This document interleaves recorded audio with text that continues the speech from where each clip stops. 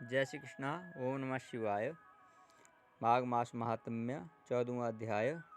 विकुंडल बोला, हे सौम्य, आपने जो धर्म ज्ञान दिया है उसे सुनकर मैं बड़ा प्रसन्न हूँ।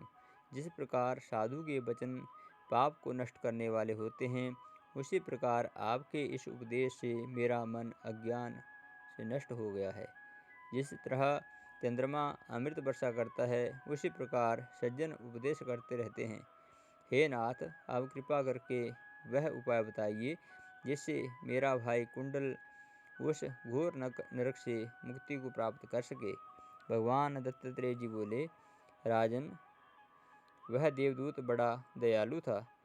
उस वैश्यपुत्र के उन वचनों को सुनकर उसने एक क्षण अपनी दिव्य दृष्टि से ध्यान किया और फिर उससे कहा, हे वैश्यपुत्र, यदि तुम वास्तव में अपने भाई से स्नेह करके उसे नरक की यातना से मुक्त करना चाहते हो, तो तुम अपने 8 जन्म के पुण्य उसे दे डालो। तब विकुंडल ने पूछा कि वह पुण्य क्या था? पूरे वृत्तांत को विस्तार से कहो। मैं आपके कहे अनुसार उसे भाई को अवश्य दे दूंगा।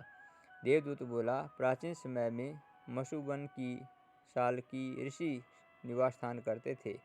वे ब्रह्मा जी के समान संपन्न थे। उनकी पत्नी रेवती के 9 पुत्र थे, परम तेजस्वी थे। उसमें से 5 ध्रुव, शशि, बुध, तार और ज्योतिषमान अग्निहोत्र करने वाले गृहस्थ थे।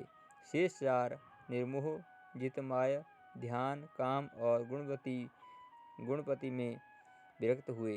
वे चारों समस्त ओर से विरक्त होकर सन्यासी बनकर एक गांव में रहने लगे।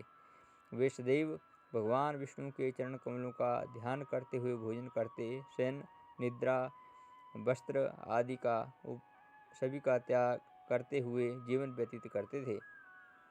उन्होंने सब कर्म त्याग दिए। चराचर का विष्णुमय देखते हुए उस मत्स्य देश में रहने वाले गृहस्थ ब्राह्मण थे। विचरण करते हुए वे योगी दोपहर के समय घर आ पहुँचे।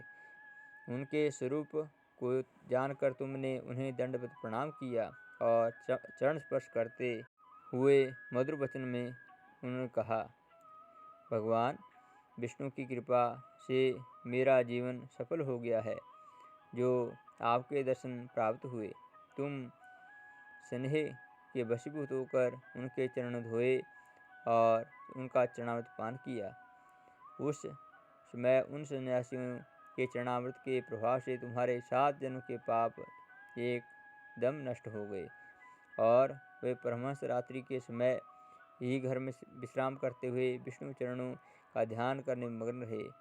उनके सत्कार से तुम को जो पुण्य प्राप्त हुआ, उस पुण्य से सहस्रों मुखों का वर्णन नहीं किया जा सकता। भूतों से प्राणी और प्राणियों से बुद्धिमान, उसमें मनुष्यों में भी मनुष्य और मनुष्यों में भी ब्राह्मण श्रेष्ठ है। ब्राह्मण को बुद्धिमान विद्वानों से कृत बुद्धि और उसके क्रियात्मक और ब्रह्म वेतः श्रेष्ठ ब्रह्म के तीनों लोकों में श्रेष्ठ हैं। सदैव पूजा किया जाता है। उसके संसर्ग में प्राणी के समस्त पाप नष्ट होते हैं।